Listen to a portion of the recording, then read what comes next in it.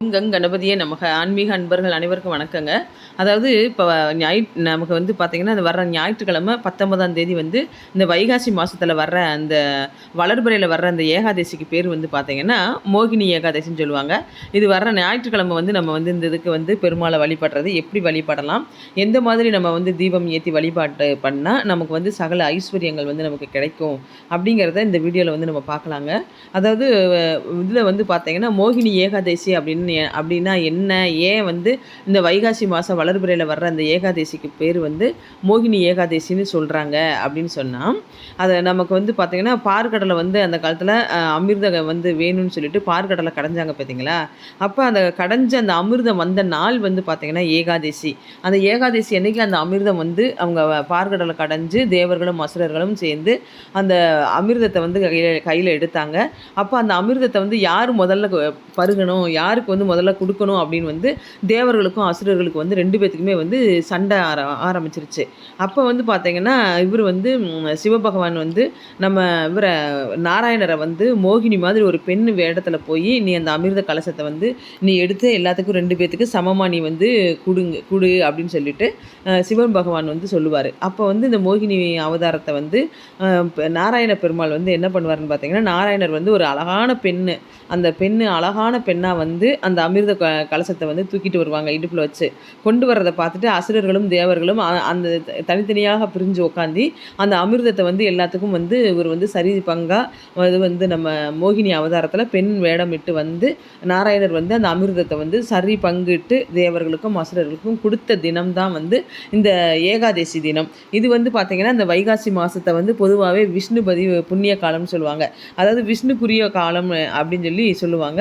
இதில் வந்து இந்த வளர்பிறையில் வர அந்த ஏகாதசி வந்து ரொம்பவே விசேஷமான ஏகாதசி. அன்றைக்கி வந்து ஞாயிற்றுக்கிழமை வந்து பார்த்திங்கன்னா, இந்த ஒரு ஞாயிற்றுக்கிழமை நீங்கள் வந்து வீட்டில் வந்து நீங்கள் பெருமாள் வழிபாடு வந்து பண்ணுறது ரொம்ப நல்லது. அதாவது நாராயணரையும் லக்ஷ்மியை வச்சு நீங்கள் வந்து 2 பேத்துக்கும் சேர்த்து வழிபாடு பண்ணலாம். அல்லது நீங்கள் வந்து பார்த்திங்கன்னா, உங்ககிட்ட கிருஷ்ணர் இருந்தாலும் சரி, எது இருந்தாலும் சரி, நாராயணரோட எந்த அவதாரத்தை வேணாலும் நீங்கள் வந்து வச்சு நீங்கள் வந்து வழிபாடு பண்ணலாம். அதாவது நமக்கு எல்லார் வீட்லேயுமே நமக்கு வந்து நாராயணர் வழிபாடு இருக்குது. எல்லார் வீட்லேயுமே அந்த நாராயணரோட ஃபோட்டோ இருக்கும். அப்போ நாராயணர் லக்ஷ்மி 2 பேர்த்தையும் வந்து ஃபோட்டோ இருந்தாலும் சரி, சிலை இருந்தாலும் சரி, அன்றைக்கி வந்து ஞாயிற்றுக்கிழமை வந்து நீங்கள் முடிஞ்சால் காலையில் வந்து நீங்கள் வந்து பூஜை பண்ணலாம். அப்படி உங்களுக்கு முடியலை அப்படின்னு சொன்னால் நீங்கள் வந்து ஈவினிங்லேயும் வந்து நீங்கள் வந்து 6 மணிக்கு மேலேயும் வந்து நீங்கள் வந்து இந்த நாராயணர் வழிபாடு பண்ணுறது நல்லது. நாராயணர் லக்ஷ்மிக்குன்னு சொல்லிட்டு நீங்கள் என்ன பண்ணலாம், கொஞ்சம் நம்ம மஞ்சள் அரிசி இருக்கும் பார்த்தீங்களா, நம்ம அந்த அக்ஷதை அரிசியை வச்சு ஒரு பிளேட்டில் கொஞ்சமாக போட்டு அதுக்கு பக்கத்தில் வந்து நீங்கள் வந்து அது மேலேயே வந்து நீங்கள் வந்து ஒரு தீபம் வந்து பெருமாளுக்கும் மகாலட்சுமிக்கும் சேர்த்து ஒரே தீபமாக நீங்கள் வந்து ஏற்றுறது ரொம்ப நல்லது. அன்னைக்கு மட்டும் அந்த ஏகாதசி அன்னைக்கு இந்த ஒரு தீபத்தை வந்து நீங்கள் ஸ்பெஷலாக, அது மண் விளக்காக இருக்கலாம், பித்தளை விளக்காக இருக்கலாம், வெள்ளியாக இருக்கலாம், எந்த விளக்கு வேணாலும் நீங்கள் வந்து அந்த தீபத்தை வந்து நீங்கள் எடுத்துக்கலாம். ஒரு தட்டு, அந்த தட்டில் வந்து நம்ம அக்ஷதையோட அரிசி கொஞ்சம், அந்த அரிசிக்கு மேலே வந்து ஒரு தீபம், அந்த தீபத்தை வச்சு நீங்கள் வந்து நாராயணரையும் லக்ஷ்மியும் நினச்சி நீங்கள் வந்து அந்த பூஜை பண்ணுறது ரொம்ப விசேஷமாக இருக்கும். முதல்ல கணபதியை கும்பிட்டுட்டு அதுக்கப்புறம் நாராயணர் லக்ஷ்மிக்கு உரிய நீங்கள் வந்து அந்த நாமாவளி இருக்கும் பார்த்தீங்களா, 108 நாமாவளி, அதை வந்து நீங்கள் சொல்லலாம். அப்படி இல்லைன்னா ஓம் லக்ஷ்மி நாராயணாய நமக அப்படிங்கிறதையும் சொல்லலாம். அப்படி இல்லைன்னா ஓம் நமோ பகவதே வாசுதேவாய அந்த மந்திரத்தையும் நீங்கள் வந்து சொல்லி அந்த இதை வந்து நீங்கள் 108 தடவை அந்த நாமாவளியை சொல்கிறது உங்களுக்கு வந்து ரொம்ப விசேஷமாக இருக்கும். அன்றைக்கி வந்து நீங்கள் வந்து ஒரு இனிப்பு வச்சு, அப்படி இனிப்பு வச்சு நீங்கள் வந்து பிரசாதமாக வச்சு நீங்கள் பண்ணலாம். அப்படி இல்லைன்னா 2 வாழைப்பழமும் ஒரு பாலும், அந்த பாலத்தில் வந்து அந்த பாலில் வந்து பார்த்திங்கன்னா கொஞ்சமாக ஏலக்காய் தூள் போட்டு கொஞ்சம் சர்க்கரை போட்டு கலந்து நீங்கள் அந்த பாலும் 2 வாழைப்பழமும் வச்சு நீங்கள் வந்து அந்த ஏகாதசி விரதத்தன்னைக்கு நீங்கள் வந்து இந்த பூஜையை பண்ணுறது ரொம்ப விசேஷமாக இருக்கும். அன்றைக்கி வந்து நீங்கள் வந்து விஷ்ணு சகஸ்ரநாமம் வந்து வீட்டில் வந்து போட்டு விட்டு நீங்கள் அதை கேட்குறது ரொம்பவே விசேஷம். அந்த விஷ்ணு சகஸ்ரநாமத்தை நம்ம கேட்டுகிட்டே நம்ம வந்து அந்த பூஜையை பண்ணுறதும் ரொம்ப விசேஷமாக இருக்கும். நீங்கள் வந்து அந்த 108 நாமவழியை வந்து நீங்கள் சொல்லி இவரை வந்து நாராயணரையும் லக்ஷ்மியும் சேர்த்து நீங்கள் வழிபாடு பண்ணினா இந்த மோகினி ஏகாதசியில் வந்து உங்களுக்கு பார்த்திங்கன்னா அடுத்த வருஷம் உங்களுக்கு வைகாசி மாதம் வர்றதுக்குள்ளே உங்களோட செல்வாக்கு வந்து உயர்ந்திருக்குன்னு சொல்லப்படுது.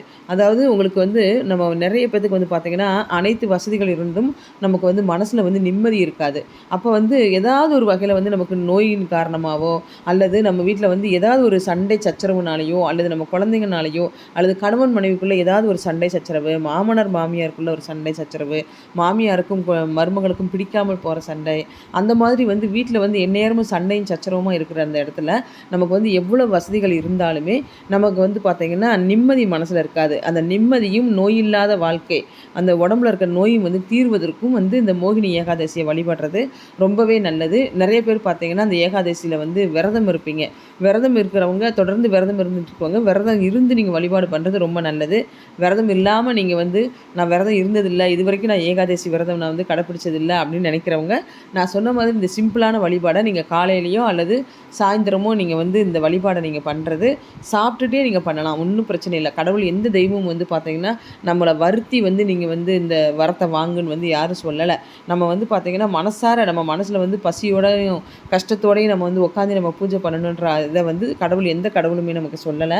நம்ம மனசார சந்தோஷமாக நம்ம வந்து அன்னைக்கு நான்வெஜ்ஜு இந்த மாதிரி முட்டை இந்த மாதிரி இதெல்லாம் வந்து சாப்பிடாம நீங்கள் வந்து பார்த்திங்கன்னா நம்ம வெஜிடபிள் ஃபுட்டை வந்து நீங்கள் எடுத்துக்கிட்டு நீங்கள் வந்து இந்த மாதிரி ஒரு சின்ன இனிப்பு பிரசாதம் பண்ணி வச்சுட்டோ அல்லது பாலும் பழமும் வச்சுட்டோ நீங்கள் நாராயணர் லக்ஷ்மியை வந்து வழிபடுறது அவ்வளோ ஒரு பெரிய சிறப்புங்க. இந்த ஏகாதசி வந்து பார்த்திங்கன்னா நமக்கு வருகிற 19ஆம் தேதி ஞாயிற்றுக்கிழமை வருது. கண்டிப்பாக நீங்கள் வந்து அந்த ஞாயிற்றுக்கிழமையை மிஸ் பண்ணிடாதீங்க. அந்த ஞாயிற்றுக்கிழமைக்கு நீங்கள் வந்து சனிக்கிழமையே வீடெல்லாம் நீங்கள் வந்து நல்ல தொடச்சி எடுத்து வீடை வந்து சுத்தம் பண்ணி வச்சுக்கோங்க. ஏன்னா நம்ம வீட்டில் வந்து நான்வெஜ் இதெல்லாம் புழங்கியிருந்தோம்னா நம்ம வீடை வந்து சுத்தம் பண்ணி வச்சுக்கிறது ரொம்ப நல்லது. நாராயணருக்கும் லக்ஷ்மிக்கும் சேர்த்து நான் சொன்ன மாதிரி அக்ஷதை போட்டு அந்த தீபத்தை நீங்கள் ஏற்றுறது ரொம்பவே நல்லது. ஃபுல்லாக தட்டு நிறைய நம்ம அக்ஷதை வைக்கணுமா அப்படின்னா ஒன்றும் இல்லை. நீங்கள் மஞ்சள் அரிசி போடலாம். அப்படி மஞ்சள் அரிசி உங்களால் பண்ண முடியல அப்படின்னு சொன்னால் சும்மா ஒரு கைப்பிடி அரிசி அல்லது இந்த இதில் ஒரு 2 ஸ்பூன் அரிசி, அந்த மாதிரி ஒரு அரிசியை வந்து நம்ம வெறும் அரிசியவே நம்ம வந்து அக்ஷதாக தான் எடுத்துக்கலாம். ஆனால் அந்த அரிசி வந்து பார்த்திங்கன்னா நமக்கு வந்து குருணையாக இருக்கக்கூடாது. அந்த மொனை வந்து உடஞ்சிருக்கக்கூடாது. நல்லா வந்து முழு அரிசியாக இருக்கிற மாதிரி எடுத்து நீங்கள் வந்து சும்மா சின்னதாக ஒரு 2 இது வந்து இது போட்டு ஒரு 2 ஸ்பூன் நீங்கள் அரிசியை போட்டு அந்த அரிசிக்கு மேலே இந்த தீபத்தை வைக்கிறது ரொம்பவே நல்லது. ஏன்னா அன்னலக்ஷ்மி, அதிர்ஷ்டலக்ஷ்மி அனைத்துமே வந்து பார்த்திங்கன்னா நமக்கு வந்து தானிய லக்ஷ்மி எல்லாமே வந்து நமக்கு அந்த அரிசியில் வந்து மஞ்சள் கலந்து வச்சிங்கன்னா அது பெருமாளுக்கும் சேர்ந்து வந்து நமக்கு இதாகும். கொஞ்சம் போல் மஞ்சள் லைட்டாக தண்ணியில் ஈர கையை வச்சு நீங்கள் வந்து அதை பெசரி அந்த அரிசியை அதில் போட்டுட்டு நீங்கள் வந்து தீபம் ஏற்றுறது நல்லது. மறுநாள் வந்து பார்த்திங்கன்னா அந்த அரிசியை வந்து நீங்கள் பறவைகளுக்கு போடலாம். அப்படி இல்லை அந்த தீபம் எடுத்து முடிச்ச பின்னாடி அந்த அரிசியை வந்து நீங்கள் உங்கள் வீட்டில் வந்து பூந்தொட்டிகள் வச்சுருந்தீங்கன்னா எந்த செடியாக இருந்தாலும் சரி, பூத்தொட்டி தானே இல்லை, நம்ம செடி வச்சுருக்க தொட்டிலையும் வந்து இந்த அரிசியை வந்து நம்ம வந்து போட்டுக்கலாம். அப்படி இல்லைன்னா நீங்கள் வந்து அந்த அரிசியை துளசி செடி இருந்ததுன்னா துளசி செடிக்கு கூட அந்த பூவு நீங்கள் வந்து அந்த அர்ச்சனை பண்ணது நாராயண லக்ஷ்மிக்கு சாத்தின பூவு, அதே போல் அந்த அரிசியை நம்ம தீபம் ஏற்றி வச்சுருந்த அந்த அரிசி அதையும் கொண்டு போய் அந்த மஞ்சள் அரிசியும் கொண்டு போய் நீங்கள் வந்து துளசி செடிக்கு போடுறது ரொம்ப ரொம்ப விசேஷம். இந்த ஏகாதசி விரதத்தை வந்து நீங்கள் வந்து கண்டிப்பாக கடைப்பிடிங்க. இந்த ஏகாதசி விரதத்தில் இந்த மாதிரி இந்த வழிபாடு பண்ணி அனைவருமே வந்து எல்லா வித சந்தோஷத்தையும் பெறணும்னு நான் வேண்டிக்கிறேன். நீங்கள் வந்து இந்த சேனல் பிடிச்சிருந்ததுன்னா சப்ஸ்கிரைப் பண்ணுங்கள், லைக் பண்ணுங்கள், ஷேர் பண்ணுங்கள். தேங்க்யூ.